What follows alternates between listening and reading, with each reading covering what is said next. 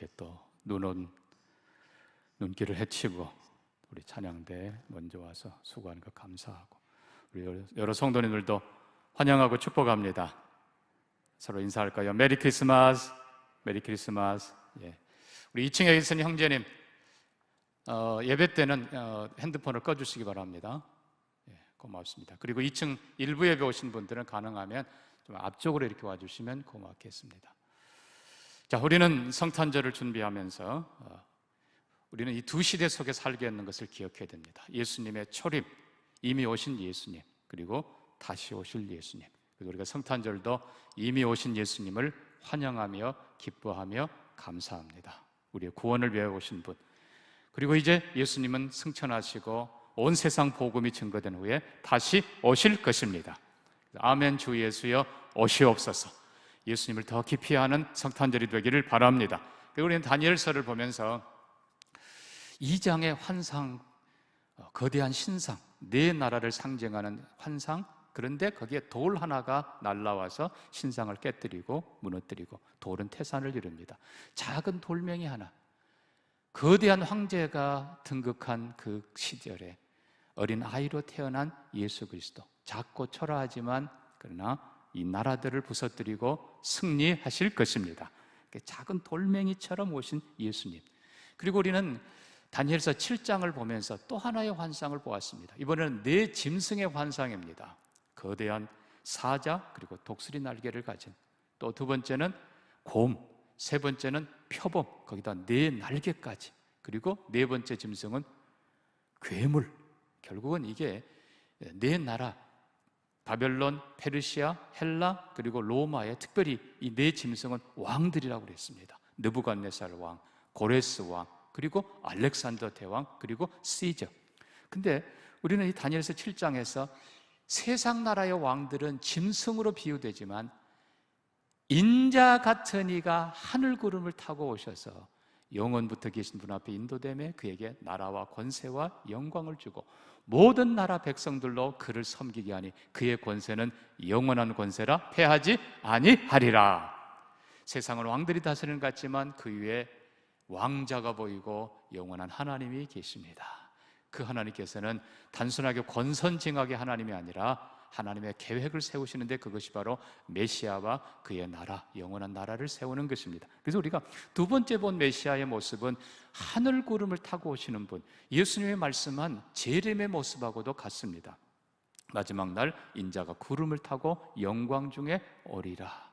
또 우리는 다니엘서 10장을 보았습니다. 한 사람의 모습을 다니엘이 보았는데 그는 하얀 세마포옷에 순금, 우바스 순금 띠를 띠고 있고, 그리고 그의 몸은 황옥 같고 그의 눈은 빛난 불꽃 같고 그의 팔과 두 발은 주석, 빛난 주석 같고 그의 목소리는 많은 물소리 같은 그분이 누군가? 우리가 요한계시록 1장에 보면 교회를 순찰하시는 촛대 사이에 계시던 예수님의 모습이 똑같은 것을 봅니다. 우리는 두 번째 환상을 통해서 예수님의 영광의 모습, 왕의 모습을 보았습니다. 이제 우리는 다니엘서 8장과 9장을 보면서 예수님 메시아의 또 다른 모습을 보려고 합니다. 자, 우리는 먼저 8장을 잠깐 들어가 보면요, 8장에는 이렇게 중간에 보면요, 5절 3절에 두 뿔 가진 숫 양이 등장합니다. 이 두 뿔은 메대와 페르시아 연합입니다. 그리고 그 양을 들이받는 순념소가 등장합니다. 뿔이 큰 순념소가 엄청난 기세로 달려들어서 숫 양을 들이받습니다. 이 큰 뿔을 가진 숫염소, 이 순념소는 바로 헬라의 알렉산더입니다. 20만의 페르시아 대군을 5만의 군사로 무찌릅니다. 그리고 다리우스 3세를 폐위시키고 알렉산더가 점령을 합니다. 그때가 BC 333년입니다. 자, 근데 여러분 잘 보면요, 8장 8절 보면 순념소가 힘이 강대하여 가더니 그 큰 뿔이 꺾이고 대신 현저한 뿔 넷이 하늘 사방을 향해서 났더라. 결국은 알렉산더가 요절을 하고 휘하의 네 장수가 그 모든 영토를 나눠 갔습니다. 네, 여러분 이제 주의하실 것은 이 두 왕조는 기억해야 됩니다. 이집트를 점령했던 프톨레미 왕조, 그리고 시리아 쪽을 점령했던 셀루쿠스 왕조.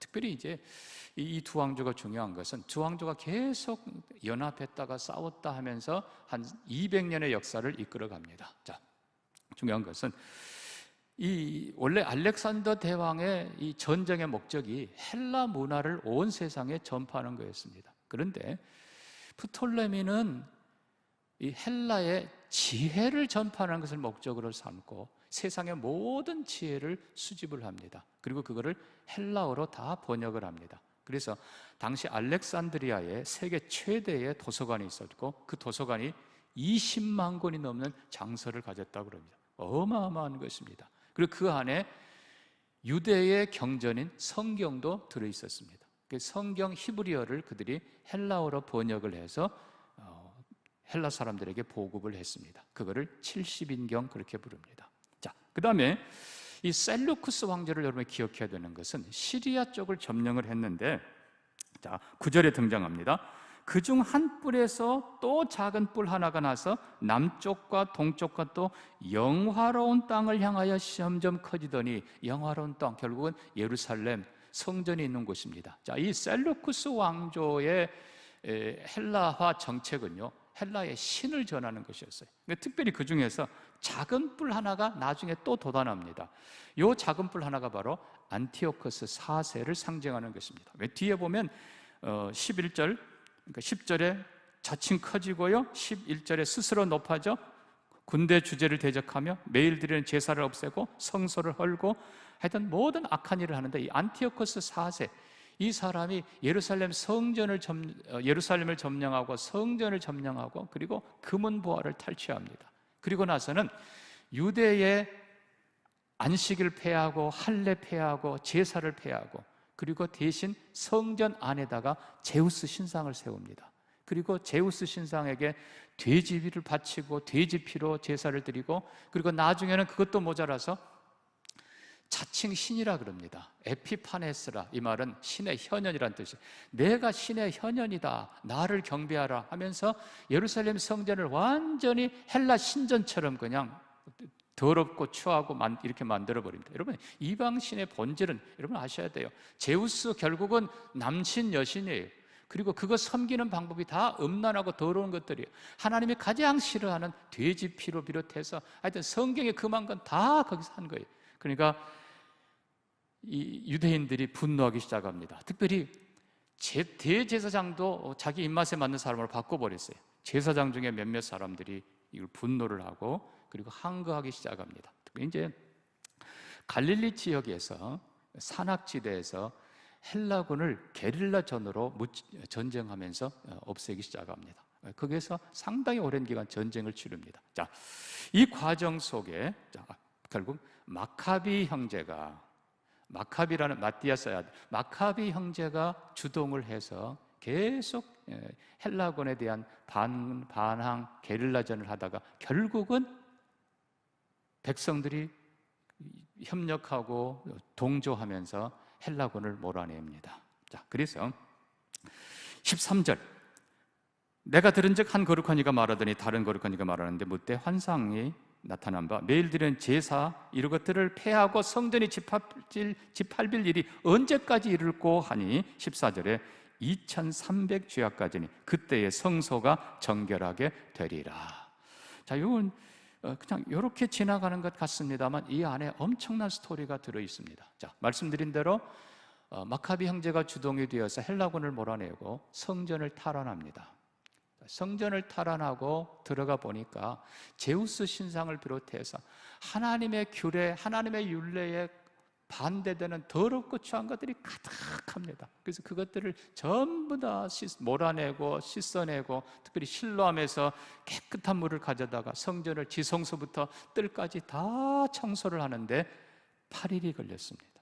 근데 이 8일 동안에 당연히 헬라가 와서 성소 제사 폐하고 성소에 불을 다 꺼버렸죠. 그런데 성소에게 매너라, 실은 이 매너라도 치워버려가지고 전설에 이렇게 기록에 가면 창을 7개 꼽고 거기다가 불을 피웠다고 그럽니다. 불을 이렇게 등잔에 올려서. 자, 어쨌든 성전에 하루치밖에 기름이 없었는데 그 기름으로 불을 켰는데 그 불이 자그마치 성전 청소가 끝날 때까지 8일 동안 탔다는 거예요. 자, 성전을 회복하고 성전을 성결케 하고 그리고 물로 깨끗하게 씻고 그리고 불을 제대로 밝힌 이거를 기념해서 유대인들은 절기를 만들어서 하누카라고 부릅니다. 원래 하누카라는 말은 데디케이션, 봉헌, 그러니까 마치 무너졌던 성전이 봉헌된 것처럼 유대인들이 그렇게 기뻐하며 축하하며 절기로 지킵니다. 근데 바로 유대인들이 성전을 봉헌했던 바로 그 날이 주전 164년 12월 25일이었습니다. 너무나 이게 하누카하고 성탄절이 실은 같이 가는데 유대인 크리스찬들이 그들은 성경 구약과 신약을 연구해 보면서 아하, 바로 하누카의 주인공이 성탄절의 주인공 예수 그리스도라는 것을 그들이 발견을 합니다. 여러분, 결국 성전을 깨끗하게 하신 분, 나쁜 것 모든 것 내쫓는 분이 채찍 만들어 내쫓으시던 예수님 그분이시고 실로암 물을 떠다가 깨끗하게 씻은 그 모든 것들도 내가 생명수라, 내가 생수라 말씀하신 바로 예수 그리스도의 모습입니다. 그리고 그들이 하누카를 지키면서 매일 촛불을 하나씩 켭니다. 그래서 8개 촛불을 켜는데 그들이 기다리는 그 불도 실상은 보면 빛도 예수님입니다.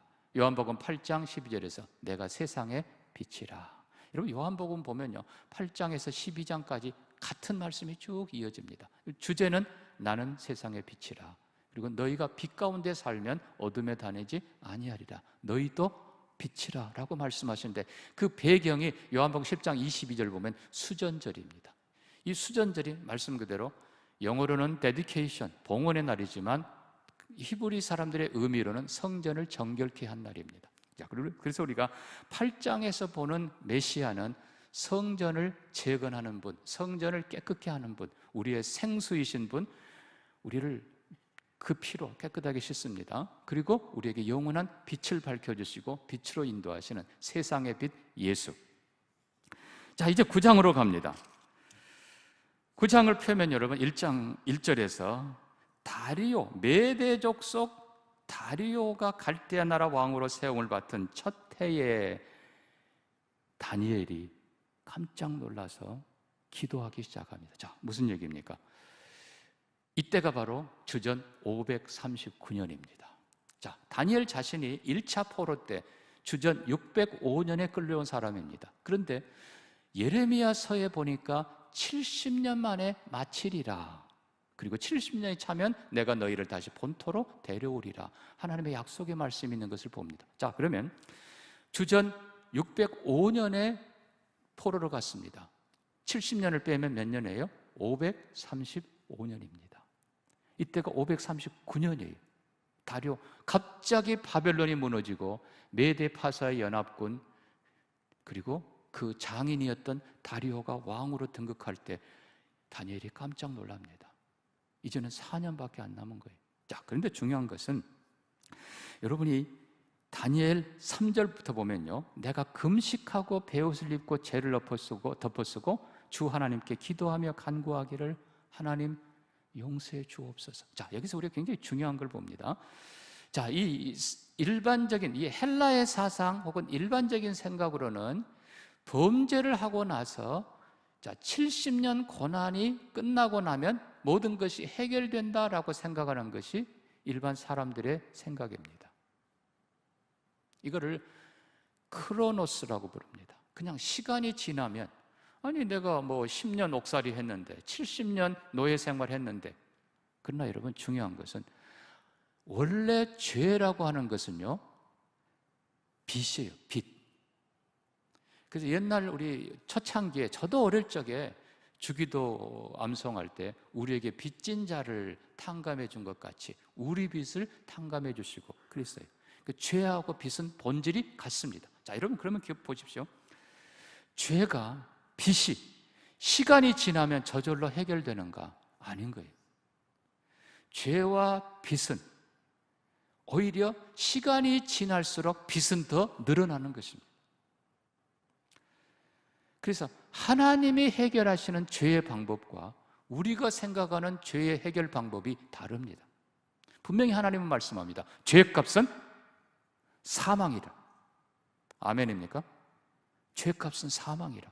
그리고 히브리서 9장 22절에서 피 흘림이 없으면 사함이 없느니라.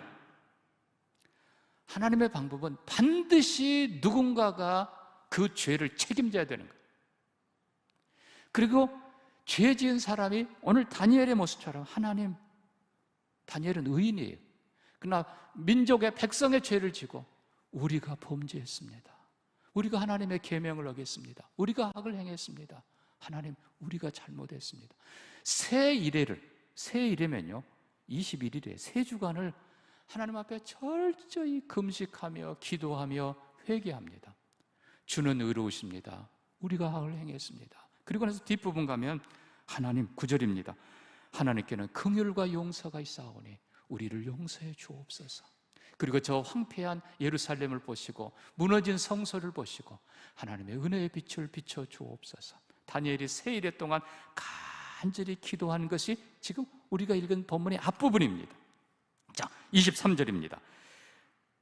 가브리엘을 하나님께서 천사를 보내서 다니엘에게 응답하십니다. 간절한 기도, 백성의 용서, 죄가 속해지기를 구하고 진정한 회복, 그냥 이스라엘이 다시 예루살렘으로 돌아가는 것이 아니라 이제는 하나님께로 돌아가는 백성 되도록 간절히 회개했을 때 하나님의 응답이 거기 펼쳐집니다. 그것이 바로 23절부터 이어집니다. 네가 기도를 시작할 때 명령이 내렸다. 너는 은총 크게 받은 자라.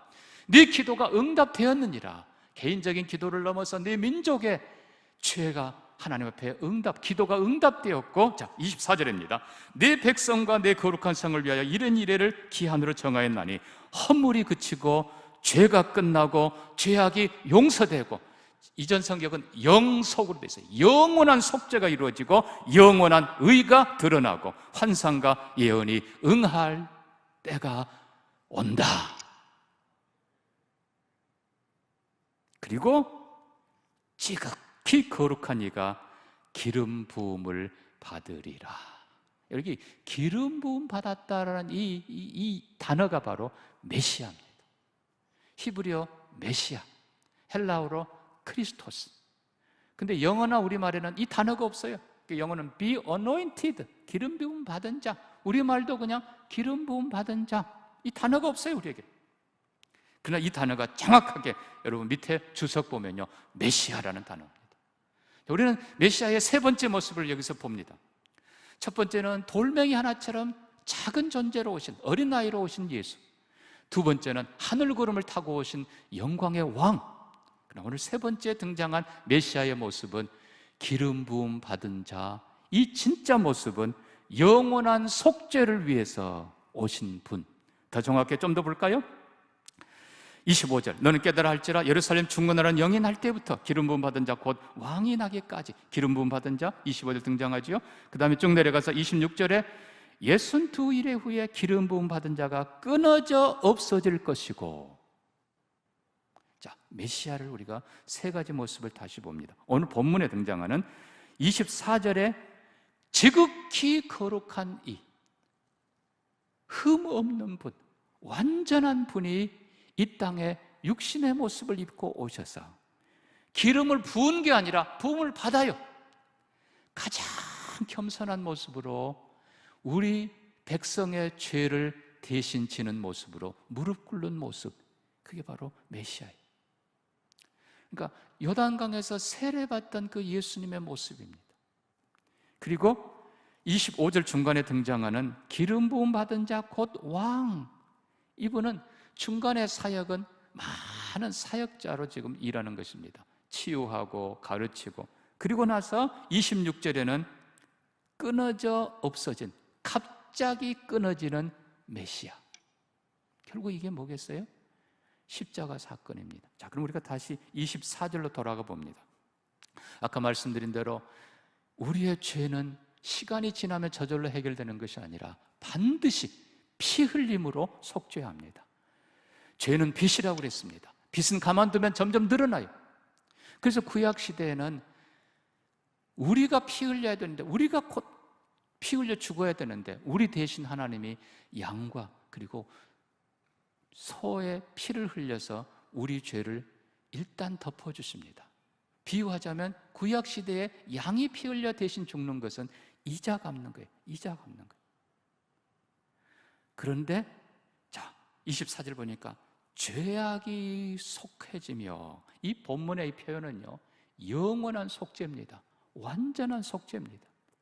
하나님이 우리 죽어야 될 우리 대신에 더 좋은 것을 택하여 그가 대신 피 흘려 죽게 만들고 우리에게 영원한 용서를 주십니다. 그리고 용서로 끝난 것이 아니라 영원한 의. 이제는 너는 더 이상 죄인이 아니다. 이제 너는 의인이다. 하나님께서 이 땅에서도 영원한 나라에서도 의롭다 선언하시는 그 의가 드러난다라는 말은 이제는 완성된다는 것입니다. 결국은 예수의 십자가 사건입니다. 갑자기 끊어진 메시아, 엄청난 일을 했던 메시아, 온 백성들이 그냥 왕으로 호산나 호산나 왕으로 추대받던 그분인데 갑자기 그분이 죽임당합니다. 여러분, 십자가 사건 외에는 설명할 방법이 없어요. 유대인들은 이거를 메시아를 부인하기 위해서 별별 방법을 총동원하지만 칼빈 주석은, 칼빈 목사님은 과감하게 그것들을 반론하면서 있을 수 없다. 이 본문 다니엘서 9장에 다니엘이 속죄를 위해 눈물로 기도할 때 하나님께서 응답하신 내 백성의 영원한 속죄가 이루어진다. 그리고 내 백성이 영원한 의를 누린다. 그거는 메시아 예수 그리스도밖에 없다는 사실입니다. 오직 예수가 우리 위해 죽으시고 거룩한, 그것도 그냥 거룩이 아니라 지극히 거룩한, 죄 하나 흠 하나 티 하나 없는 그분이 이 땅에 가장 낮은 모습으로 오시고 자기 백성의 죄를 지고, 마태복음 1장 21절 말씀대로 아들을 낳으려니 그 이름을 예수라 하라. 이는 그가 자기 백성을 저희 죄에서 구원할 자이심이라. 유대인들은 헬라로부터 로마로부터 자기들을 건져낼 왕을, 메시아를 구했지만 그보다 더 근본적인 문제가 영원한 심판, 하나님의 심판, 영원한 저주로부터 우리를 구원할 분, 자기 자신을 죽여 피 흘려 그 피로 자기 백성의 모든 죄를 속죄하신 거룩한 하나님의 아들. 이 피는 우리 이 땅의 모든 인류의 죄를 속하고도 남을 완전한 피, 보배의 피, 속죄의 피입니다. 그 예수가 오신다. 그리고 자, 우리는 또 25절 이하를 보니까요, 성이, 원래는 이제 여기 성전 재건 영이 내리고, 그럼 고레스 왕입니다. 사실 이것도 지금 다니엘서 9장 입장에서 보면 미래예요. 물론 2년 후에 이루어졌지만 이것도 미래예요. 성전 재건에 영이 내리고, 그리고 그 재건이 실제로 이루어지고, 스룹바벨 때 정확하게 성전이 파괴되고 70년 만에, 그리고 성벽이 이루어지고 성이 중건되고 느헤미야 성벽을 완성합니다. 그리고 이게 실은 메시아가 끊어질 그 직전에는 성이 점점 더 중건되고 예루살렘 성전이 더 확장이 됩니다. 헤롯 성전입니다. 그런데 메시아가 끊어질 바로 그때 어마어마한 성전이 들어서 있었습니다. 헤롯 성전. 원래는 스룹바벨 성전을 헤롯이 주위를 확장시킨 것입니다.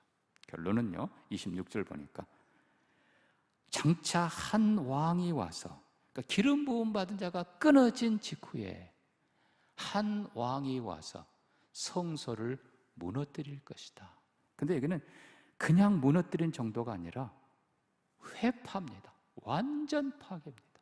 우리가 잘 아는 대로 AD 70년 디도 장군에 의해서, 원래 그의 아버지가 베스파시안 사령관이었는데 완전히 예루살렘을 포위하고 아사 작전으로 몰고 갑니다. 이제 예루살렘 점령 끝낼 즈음에 갑자기 황제가 죽고, 네로 이후에 갈바가 바로 죽어요. 그리고 나서 베스파시안이 황제로 추대됩니다. 그가 황제로 로마로 가면서 그의 아들 티투스에게 아예 그냥 예루살렘 성전 파괴령을 내립니다. AD 70년 6월절에 모였던 수많은 이스라엘 백성들, 요세푸스의 기록에 하면 80만 명 이상의 죽임을 당합니다. 그리고 성전 돌 사이에 금이 있다는 소문이 퍼지면서 돌 하나 돌에 남지 않고 다 예수님 말씀대로 그대로 무너집니다. 자, 우리가 26절 본문 다시 볼까요? 성소가 무너집니다. 황폐하게 됩니다. 그리고 무너뜨렸던 그 장본인 티투스가 정확하게 10년 후에 황제가 됩니다. 성경은 왕이 무너뜨렸다. 바로 그거예요. 그 다음에 보십시오. 홍수가 휩쓸릴 것 같을 것이고 엄청난 전쟁이 일어납니다. 예루살렘을 탈환하기 위해서 십자군 전쟁이 자그마치 12번이나 있어요. 그 이후로도 끝없는 전쟁을 예루살렘이 경험합니다. 그리고 끝까지 황폐할 것이라. 원래는 전쟁이 끝까지가 뒤쪽에 붙어야 돼요. 끝까지 황폐, 파괴된 성전이 회복되지 못하고 끝까지 세상 끝날까지 황폐하게 될 것이라. 지금도 예루살렘 가면 성벽 하나만, 그것도 축대 쌓았던 거기만 남아 있습니다. 통곡의 벽이라고 그랬습니다. 사랑하는 성도 여러분, 우리는 다니엘서를 통해서 메시아를 봅니다. 오늘 우리가 본 메시아의 세 번째 모습, 대제사장, 우리의 영원한 속죄 제물인 메시아, 우리에게 오셔서 낮아져 기름 부음 받으시던 우리의 영원한 제사장, 그리고 우리의 모든 죄를 사하실 지극히 거룩한 이의 죽음, 우리는 십자가 사건을 믿습니다. 근데 그것이 속죄로 끝난 것이 아니라 영원한 의를 이룹니다. 로마서 3장 22절 말씀대로 믿는 자 누구에게든지 미치는 하나님의 의인이 차별이 없느니라. 우리 이방인에게도 믿는 자 모두에게 영원한 속죄, 영원한 의를 가져오는 분, 메시아, 대제사장 예수 그리스도이십니다. 주님이 그렇게 하셨어요. 자, 그러면 이제는 우리는 어떻게 살아야 됩니까? 제가 두 가지만 말씀드립니다. 11장 조금 내려가서요, 32절 볼까요? 11장 32절. 자, 성소가 파괴되고 디도 장군 예루살렘 함락 이후로 이미 말씀드린 대로 10명의 황제가 그리스도인들을 박해합니다.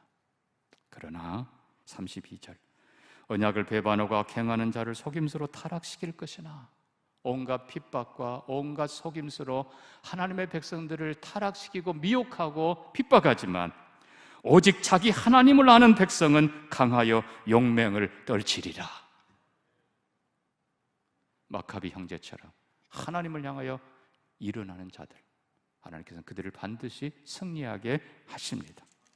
12장 가서 10절입니다. 마지막 때 큰 환란이 기록됩니다. 1절에 나오지요. 또 환란이 있으리니, 그러나 10절입니다. 많은 사람이 연단을 받아 스스로 정결하며 희게 할 것이라. 연단 속에서 자신을 정결케 하고 거룩한 백성으로 섭니다. 그리고 마지막 12절 기다리라, 13절 기다리라. 주님이 다시 오실 날을 용맹을 떨치며 담대히 서는 사람들, 그리고 모든 환난 속에서 자기를 거룩하게 지키는 사람들, 메시아가 반드시 다시 오신다. 아멘. 주 예수여 오시옵소서. 기다리는 자들에게는 반드시 구원과 은혜와 축복이 있다는 사실입니다. 예수님 마태복음 24장에 말씀한 그대로 있고, 이미 다니엘이 그것을 수백 년 전에 예언을 했습니다. 다니엘은 구약 530년대 사람이에요. 600년 해도 맞죠. 청년 시절에, 청소년 시절이었으니까. 사랑하는 성도들, 마지막 다시 한번 메시아, 초림의 메시아, 우리 죄를 속하신 그분, 재림의 메시아, 하늘 구름을 타고 올 영광의 주님 믿음으로 내다보면서 용기를 내시고 거룩한 백성으로 살아가고 주님을 기다리는 복된 백성들 되기를 바랍니다. 기도합니다. 하나님 아버지, 아름다운 성탄절 되게 하여 주옵소서.